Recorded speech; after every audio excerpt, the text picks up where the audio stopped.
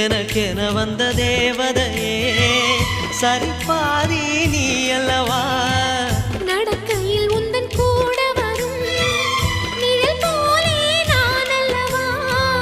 கண்ணன் கொண்ட ராதையர ராமன் கொண்ட சீதையர மடி சேர்ந்த பூரதமே